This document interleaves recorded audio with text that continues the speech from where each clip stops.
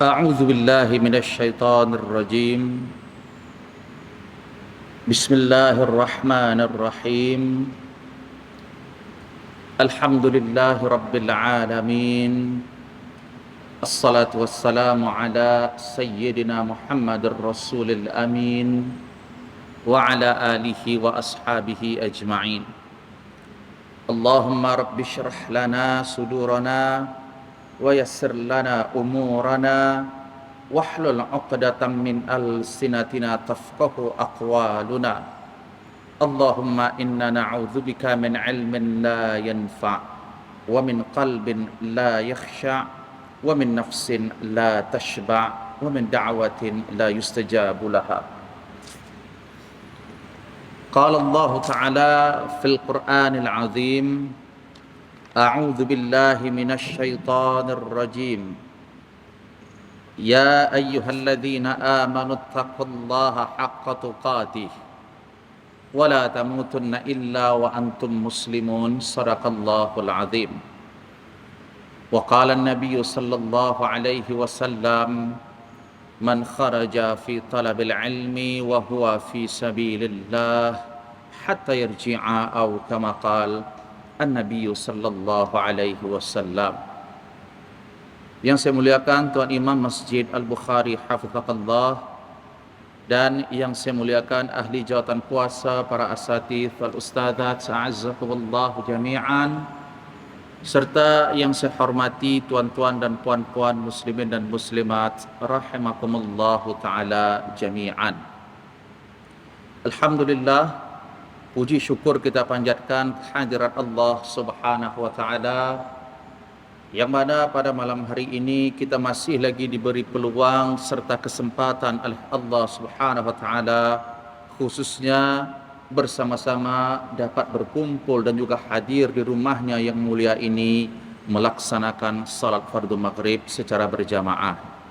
Dan marilah kita memohon berdoa kepada Allah Subhanahu wa taala agar setiap amalan dan ibadah yang kita lakukan, khususnya salat fardu maghrib yang baru sahaja ditunaikan, ianya mendapat taufik, keridaan serta diterima oleh Allah Subhanahu wa taala. Amin ya rabbal alamin. Tuan-tuan dan puan-puan dirahmati Allah sekalian, kita masih lagi membicarakan tentang wasiat Rasulullah sallallahu alaihi wasallam berkenaan dengan mimpi, yang mana pada pertemuan sebelumnya sudah kita bicarakan apakah adab-adab yang perlu dilakukan oleh seseorang ketika ia melihat mimpi yang tidak baik ataupun yang tidak ia sukai. Jadi ada adab-adab yang diajarkan di dalam Islam ketika mana seseorang melihat mimpi yang tidak baik.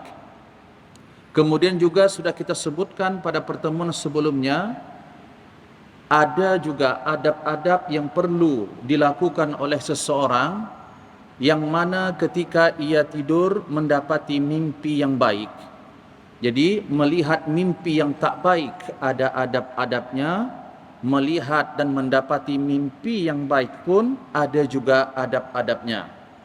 Serta juga sudah kita jelaskan pada pertemuan sebelumnya bahawa untuk memastikan ataupun kita katakan menentukan apa yang dilihat oleh orang yang bermimpi itu adakah benar ataupun tidak, maka ini kembali kepada sifat-sifat dan juga perkara-perkara yang ada pada diri orang yang bermimpi tersebut. Jadi maknanya ketika kita melihat di dalam mimpi sesuatu perkara, maka kalau kita nak tahu mimpi itu sama ada mendekati kepada kebenaran ataupun tidak, ini sudah kita jelaskan ada 5 perkara yang perlu dirujuk, yang perlu diperhatikan. Di antaranya adalah orang yang bermimpi itu hendaklah memiliki sifat dan juga sikap yang jujur dalam ucapan serta di dalam perbuatan. Dan juga perkara yang perlu ada dan wujud pada orang yang bermimpi itu sehingga mimpi yang dia lihat itu adalah benar, hendaklah orang yang bermimpi ini senantiasa menjaga kesucian dan juga kebersihan. Khususnya 5 perkara yang disebut oleh Rasulullah, yaitu berkhitan, sunat, kemudian mencukur atau mencabut bulu kemaluan, kemudian mencabut bulu ketiak, begitu juga qas syarib, menipiskan misai, dan yang berikutnya adalah memotong kuku. Jadi ini adalah beberapa perkara yang perlu dimiliki oleh orang yang bermimpi, sehingga apabila ia melihat mimpi, mimpi itu boleh mendekati kepada perkara yang benar. Dan pada malam hari ini kita akan teruskan kepada qawaid ta'wil ar-ru'ya. Apakah asas-asas serta sendaran yang perlu kita jadikan sebagai alat untuk dapat mentakwil mimpi kita. Jadi di dalam Islam terdapat beberapa perkara, beberapa asas-asas utama yang menjadi sendaran kita untuk kita dapat mentakwil, mentafsirkan ataupun memahami maksud yang tersirat dan tersurat daripada mimpi-mimpi yang kita lihat. Jadi bukan saja-saja kita mentakwil. Contohnya saya malam tadi bermimpi sesuatu, maka menurut pendapat saya, menurut akal saya, rasional saya, oh ini maksudnya. Tak. Dalam Islam bukan seperti itu. Kena ada 6 rujukan utama. Ada 6 asas utama yang perlu dirujuk oleh seseorang sebelum dia mentakwil mimpi tersebut. Ini dengan kata lain, bahawa ar-ru'ya, mimpi ini tu'tabar ilman, merupakan bahagian daripada ilmu pengetahuan yang terdapat di dalam agama Islam. Maknanya mimpi ini merupakan satu daripada tanda-tanda ilmu pengetahuan yang diberi oleh Allah Subhanahu wa taala kepada seorang hamba.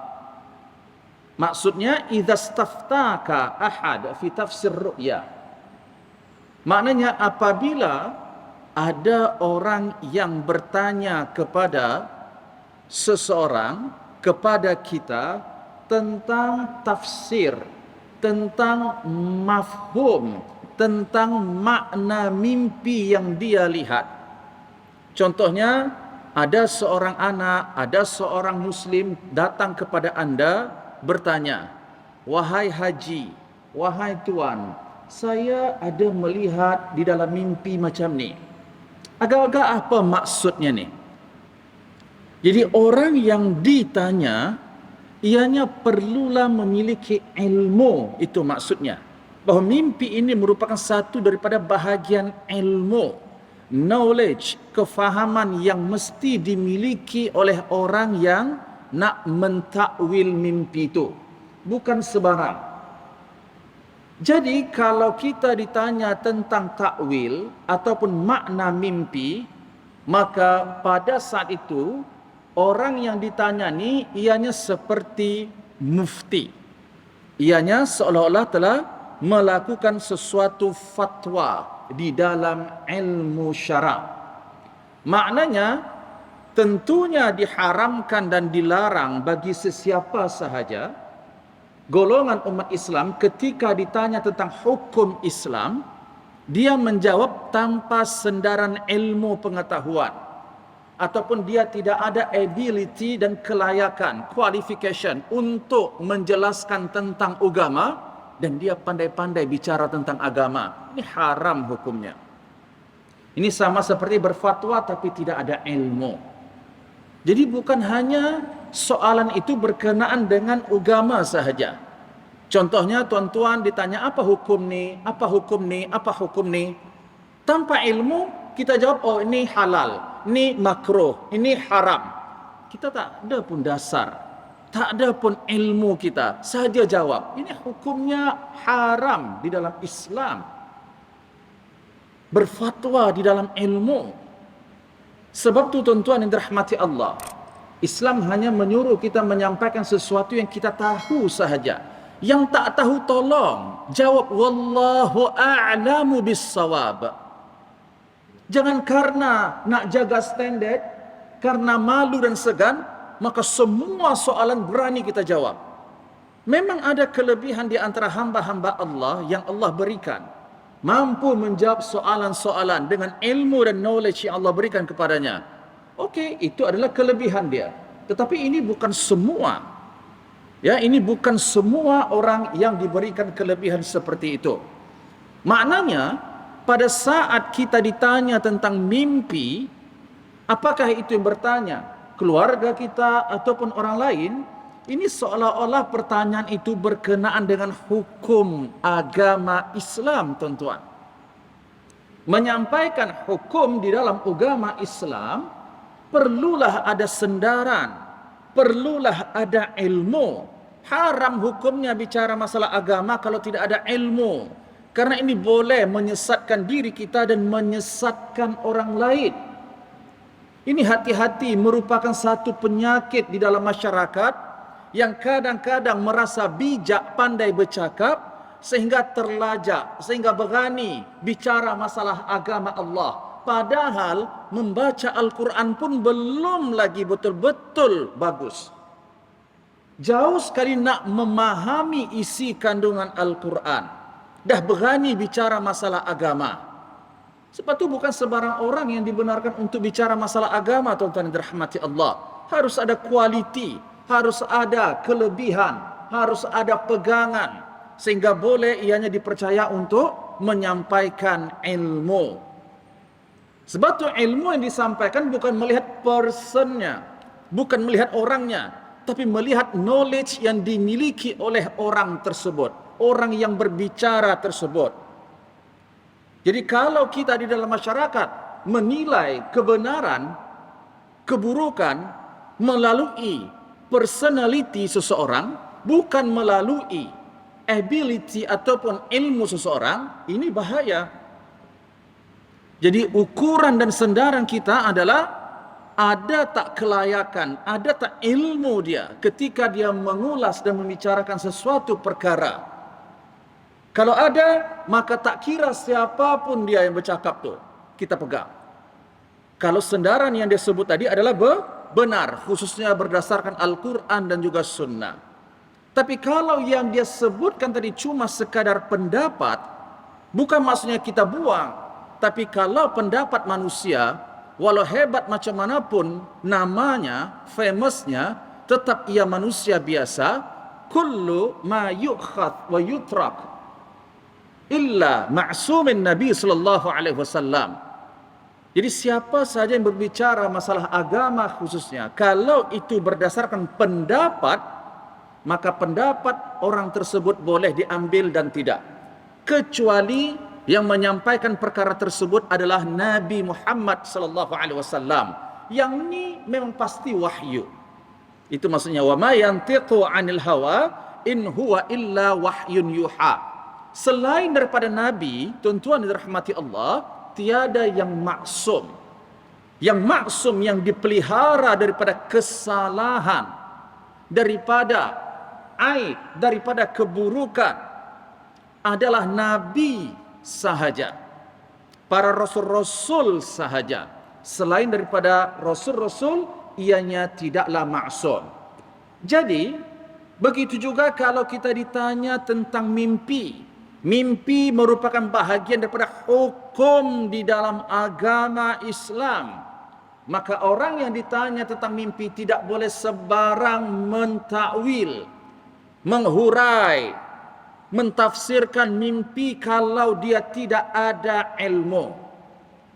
Jadi apakah ilmu yang perlu dimiliki oleh seseorang sehingga ia layak untuk mentakwil dan mentafsir mimpi?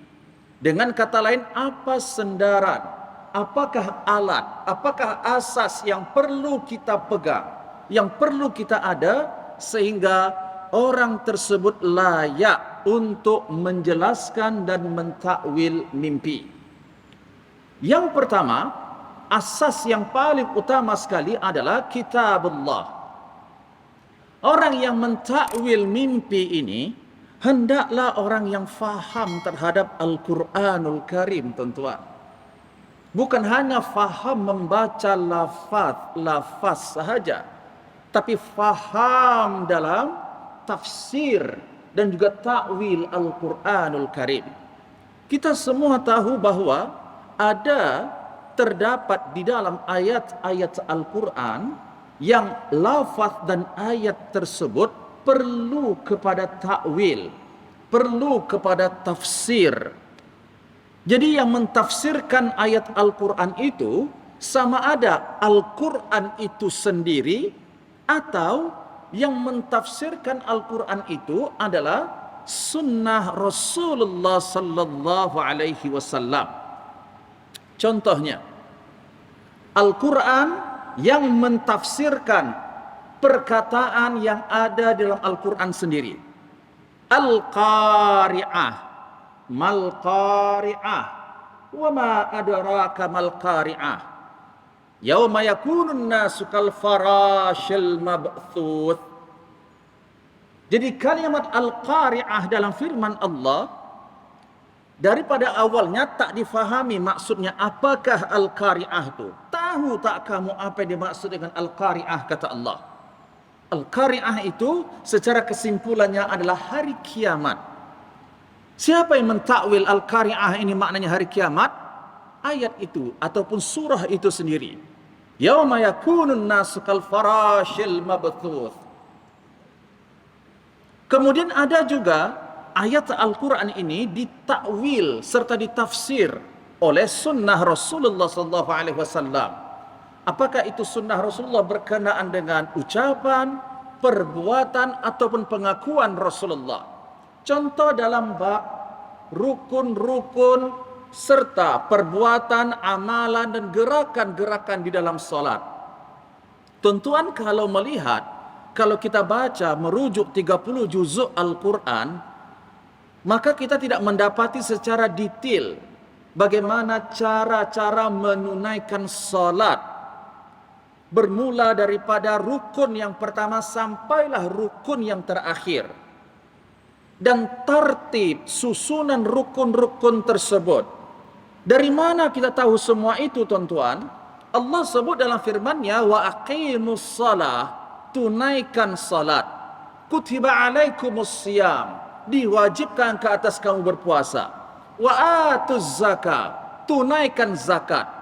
Ada lafaznya secara umum, tapi secara spesifik dan detail kita tak dapati kecuali dengan ilmu melalui sunnah Rasulullah SAW.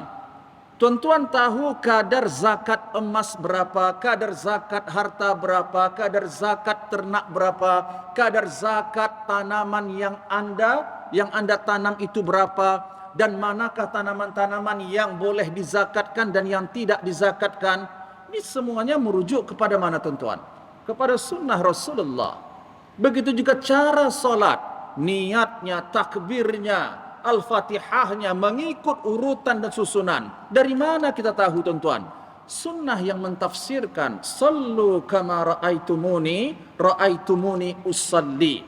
Jadi mentakwil mimpi pun macam tu juga, perlu merujuk kepada Al-Quran terlebih dahulu. Orang yang menjelaskan tafsir mimpi itu perlulah faham terhadap Al-Quran. Contohnya, atau juga maksudnya di sini, ketika ia ditanya tentang mimpi, maka ia perlu pertama sekali merujuk kepada Al-Quran.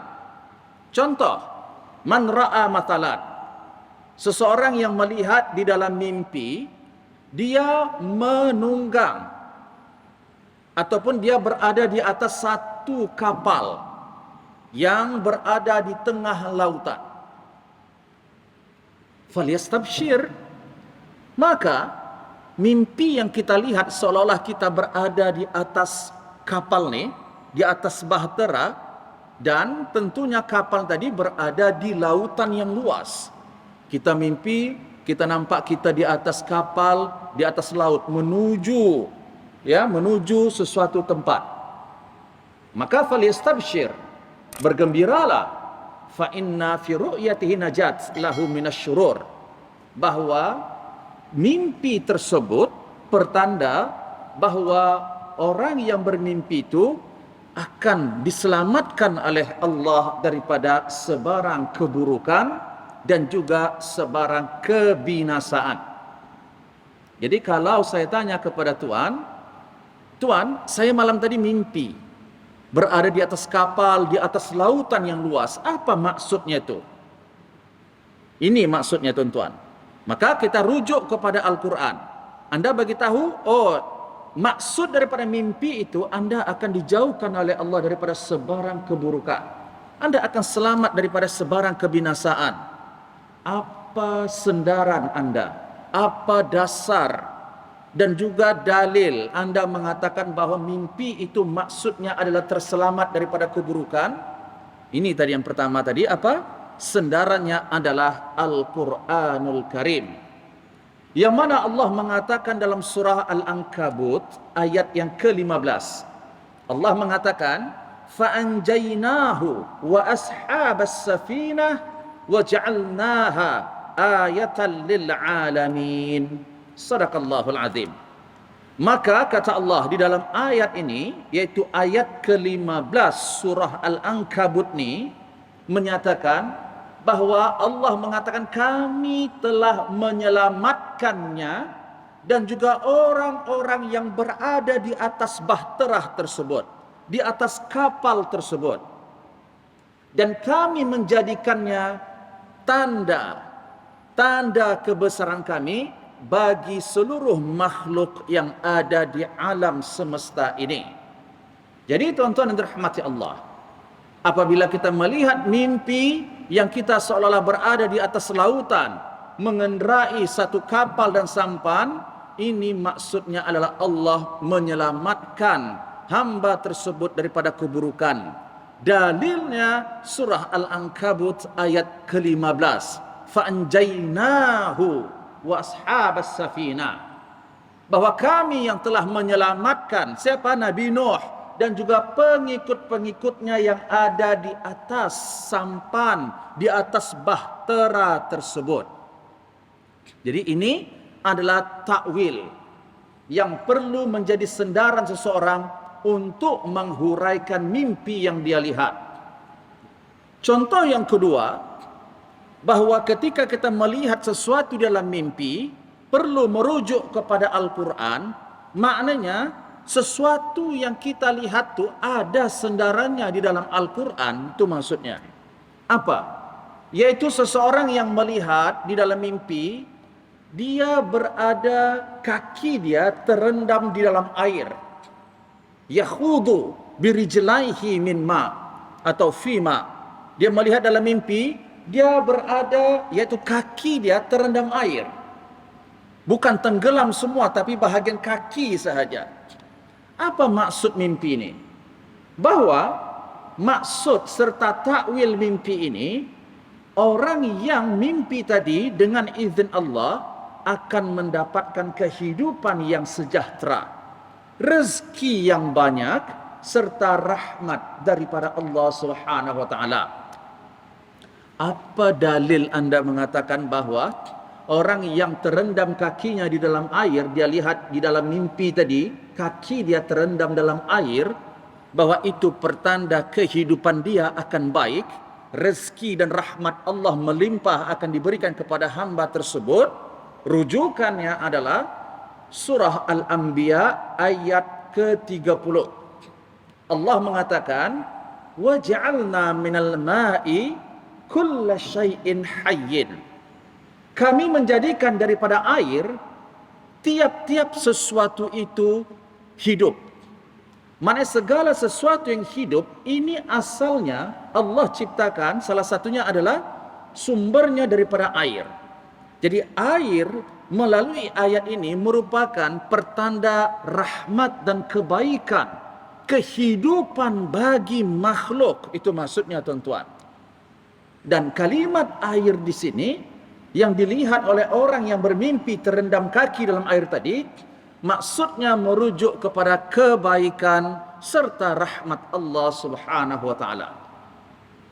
Kemudian yang ketiga, man ra'a fi manami, sesiapa yang melihat di dalam mimpinya, annas samaa tumtir alaihi, dia mimpi, melihat dalam mimpi dia bahwa dia disiram hujan.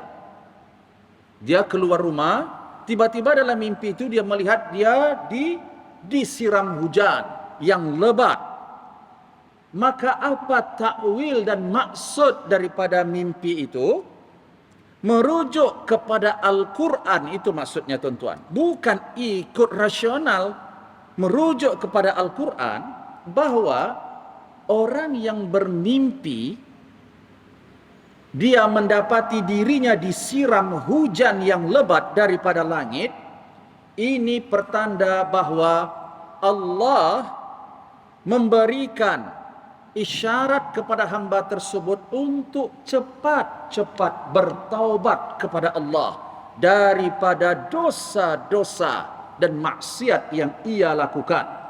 Sebab orang yang mimpi ketika dia dapati disiram hujan yang lebat daripada langit, ini pertanda dosa manusia itu amatlah banyak. Apa sendarannya? Apa dalilnya tuan-tuan? Tentunya daripada Al-Quranul Karim ayat 173 surah Asy-Syu'ara.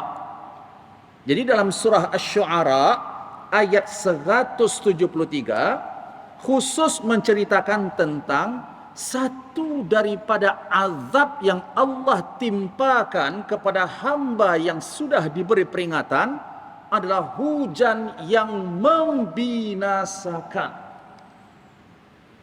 Allah kata dalam ayat ini apa? Wa amtarna alaihim matara fasa'a matarul munzarin. Maka kata Allah, kami turunkan ke atas mereka hujan yang begitu dahsyat. Yang mana hujan ini adalah balasan yang buruk bagi orang-orang yang telah diberi peringatan, kata Allah Subhanahu wa taala. Jadi perkataan hujan yang Allah sebut di dalam ayat ini merujuk kepada azab. Perkataan air yang Allah sebut dalam ayat tadi merujuk kepada sesuatu yang baik dan rahmat.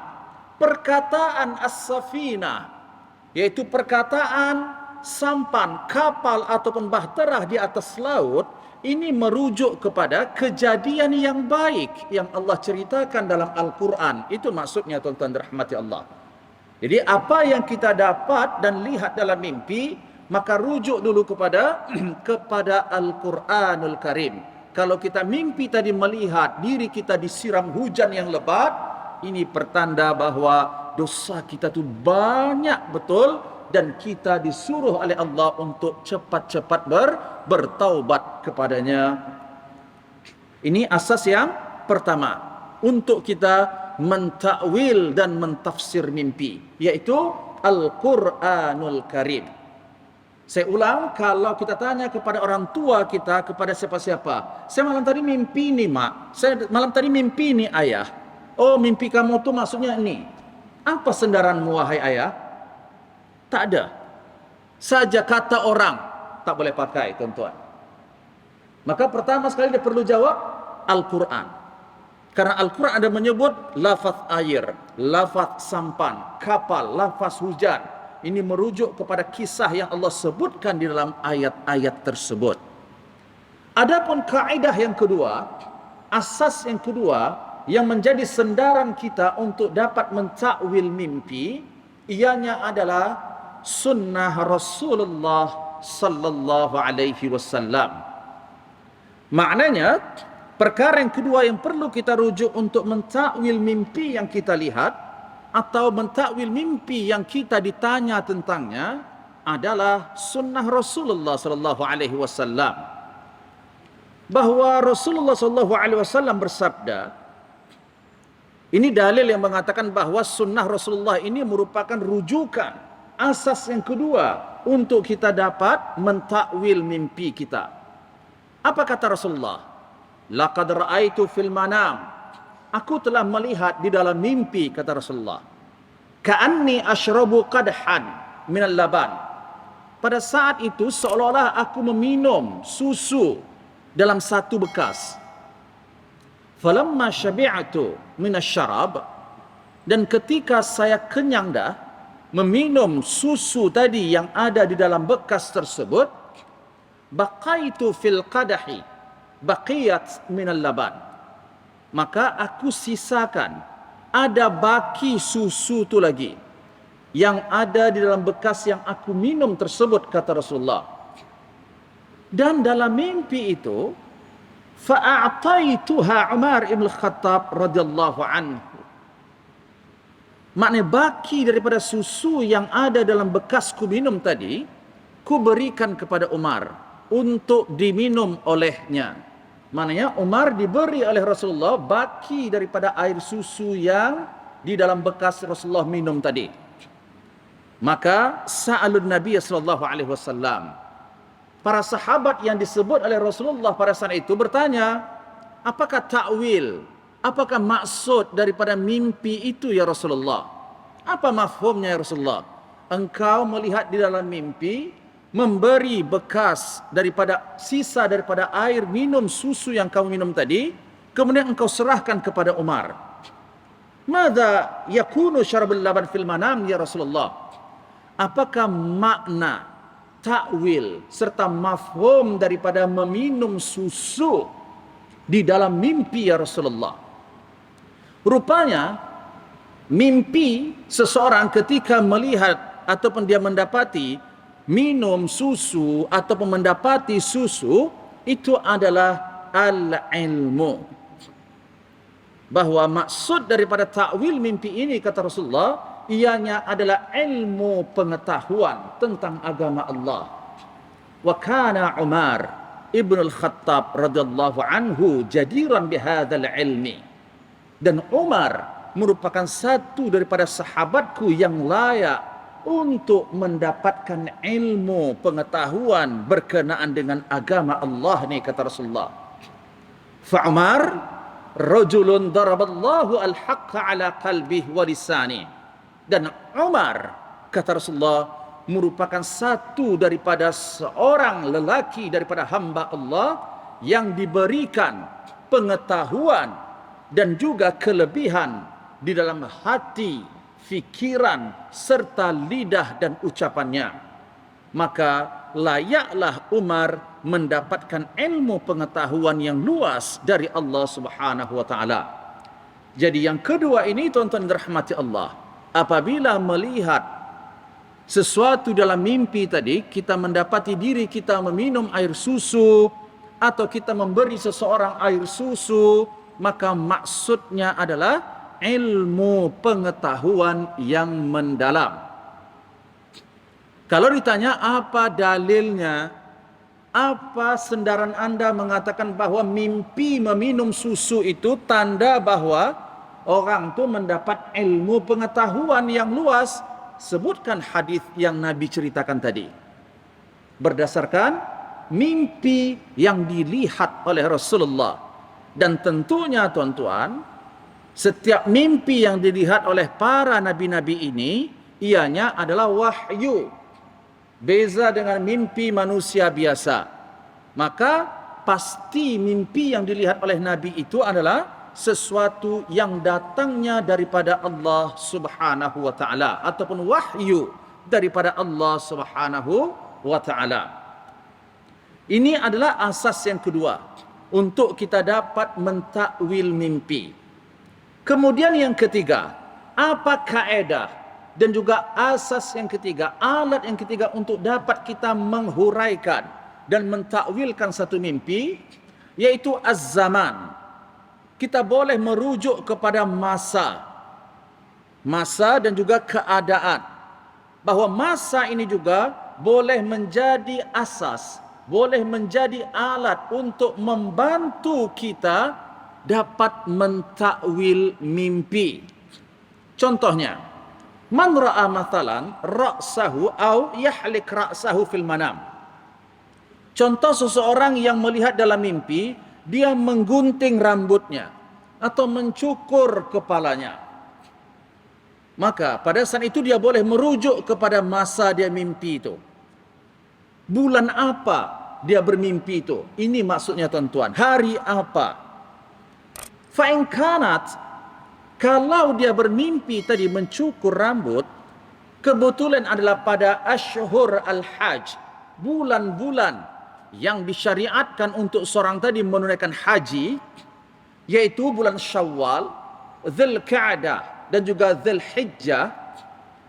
Maknanya kalau tuan-tuan ataupun saya melihat dalam mimpi, saya mencukur rambut saya, dan kebetulan saya bermimpi itu pada bulan Dzulhijjah atau Dzulqa'dah ataupun pada bulan Syawal, maka takwil ataupun maksud daripada mimpi itu adalah yukrimuhullahu bihajjin baitahu al-haram, bahwa hamba ni tadi diberi rahmat dan kurnia oleh Allah untuk dapat menunaikan haji di Baitullah al-Haram. Fa in kanat ar-ru'ya, itu kalau dia mimpi pada bulan-bulan Ashhur al-Hajj, yaitu 3 bulan di mana seorang tadi disyariatkan untuk memulakan amalan haji, sama ada bulan Syawal, Dzulqa'dah dan juga Dzulhijjah. Ini maknanya mimpi itu baik. Tapi kalau dia melihat mimpi pada selain 3 bulan ini tadi, tidak hanya dia mimpi mencukur kepala sahaja, maka itu pertanda apa? Falyuhafiz ala malih. Orang yang bermimpi bukan pada 3 bulan Dzulhijjah, Dzulqa'dah dan Syawal, contohnya dia mimpi melihat pada Rabiul Awal, dia mimpi rambutnya dia cukur ataupun menggunting rambutnya, maka ini pertanda apa? Pertanda sesuatu yang buruk akan berlaku kepada harta bendanya. Mana ini pertanda bahwa harta benda dia akan hilang. Jadi mimpi itu memberikan isyarat dan clue untuk jagalah baik-baik harta bendamu. Karena yang kamu lihat dalam mimpi yang bukan pada 3 bulan Dzulhijjah, Dzulqa'dah dan Syawal itu, ini pertanda harta kamu akan hilang. Wa qad jaa'a rajulun, bahwa seorang lelaki mendatangi Al-Imam Ja'far As-Sadiq radhiyallahu anhu, dan ia mengatakan kepada Imam Ja'far, "Ya Imam, wahai Imam, laqad ra'aitu fil manam." Saya tadi malam melihat di dalam mimpi bahwa ketika itu saya salat di Masjid Al-Haram. Walakin, tetapi Imam, pada saat saya salat di Masjidil Haram tu, saya pelik kenapa ketika saya salat tu Kaabah berada di belakang saya. Bukan saya menghadap ke Kaabah, tapi saya salat di Masjidil Haram, Kaabah tu berada di bahagian belakang saya. Maka kata Ja'far As-Sadiq, "Badir birruju' ila Allah." Segeralah kamu kembali kepada Allah. Dekatkan dirimu cepat-cepat kepada Allah. Faqad nabatha dinallah wara'a dhahrik. Itu pertanda Kaabah yang ada di belakang kamu, ini pertanda kamu sudah banyak meninggalkan agama Allah. Kamu jauh daripada mengamalkan agama-agama yang telah ditetapkan oleh Allah melalui Al-Quran dan juga sunnah Rasulullah sallallahu alaihi wasallam. Jadi ini yang ketiga, sendaran kita ketika nak mentakwil mimpi, masa, khususnya bulan yang kita dapati mimpi itu pada bulan apa. Kalau bulan tu umumnya adalah bulan yang baik, terutamanya bulan-bulan yang disyariatkan untuk seorang menunaikan haji seperti Dzulqa'dah, Dzulhijjah ataupun Syawal, maka itu pertanda mimpi yang baik yang diberi oleh Allah Subhanahu wa taala. Adapun asas yang keempat, maknanya ketika kita melihat mimpi atau ditanya tentang satu takwil mimpi, apa yang menjadi sandaran kita untuk dapat menjelaskan mimpi tersebut? ianya merujuk kepada nama seseorang. Maknanya nama-nama ini, tuan-tuan dirahmati Allah, ianya juga boleh menjadi ukuran nizwa ataupun sandaran seseorang untuk dia boleh mentakwil mimpi.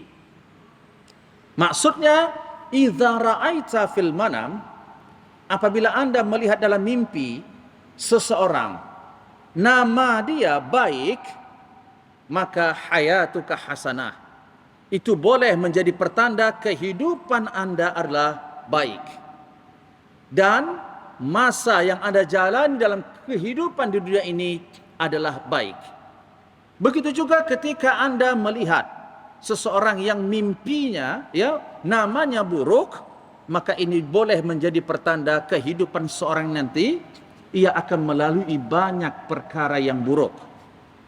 Contoh, kalau saya melihat, maknanya kita rujuk kepada nama orang yang kita lihat tu dalam mimpi itu.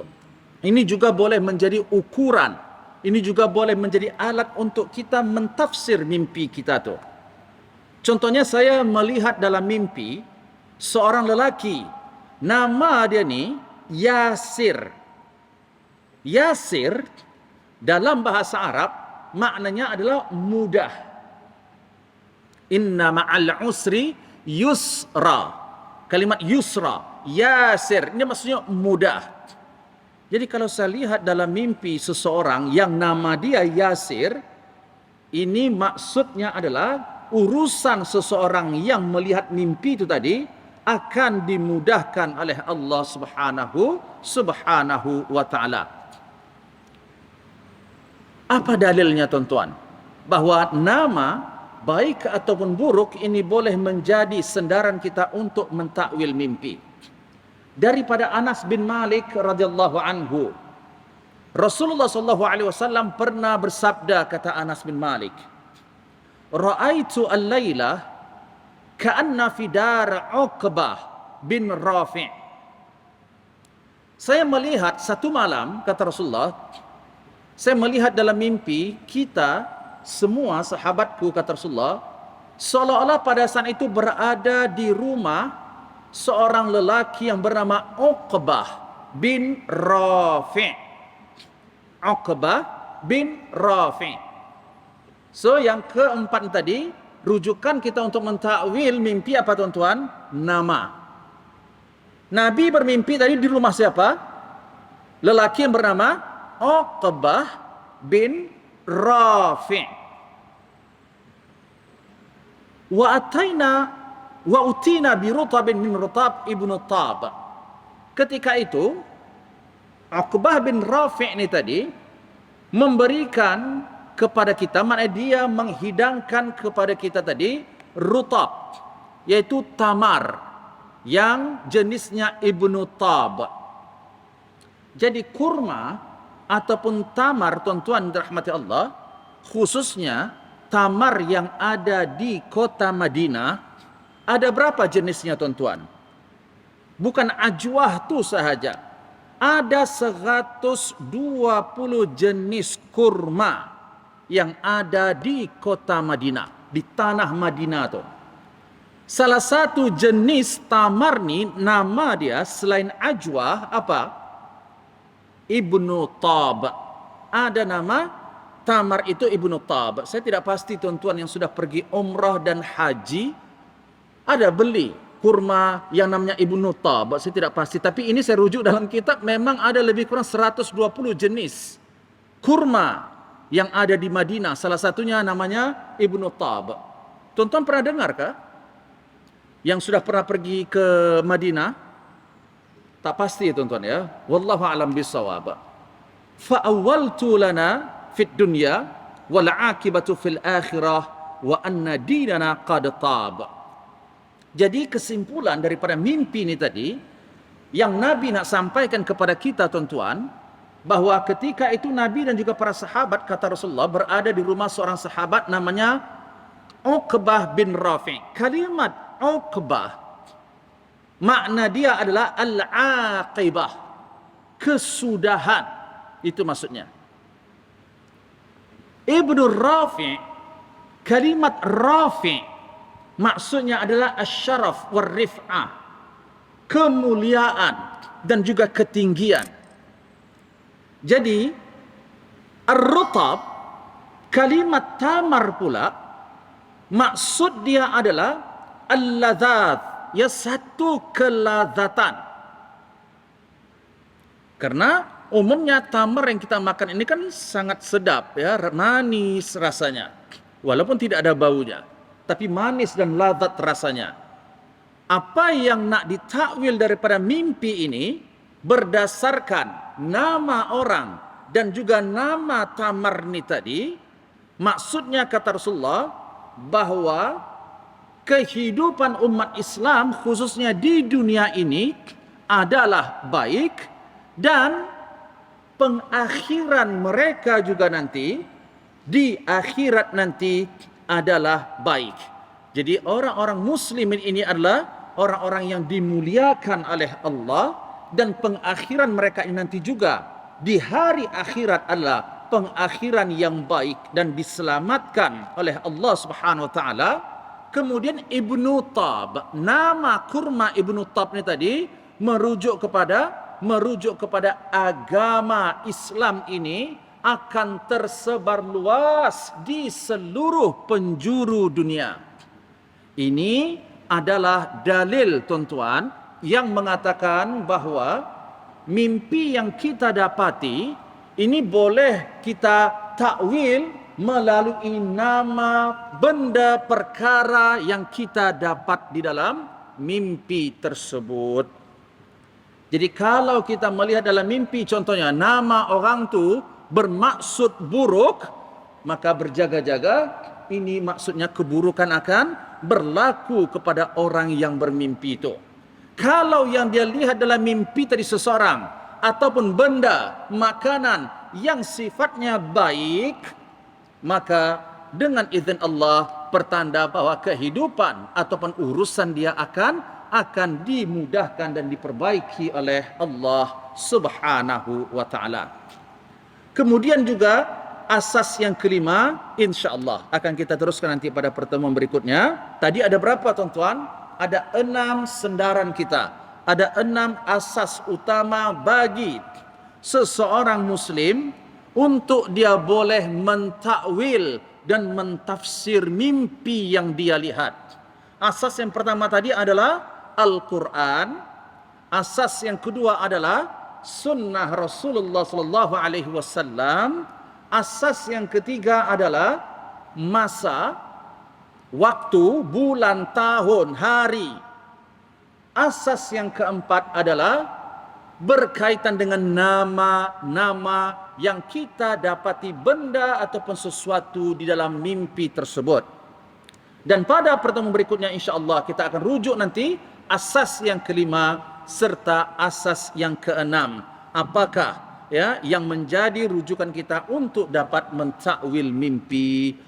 Wallahu a'lam bissawab. Kita baca kafarat al-majlis. Bismillahirrahmanirrahim.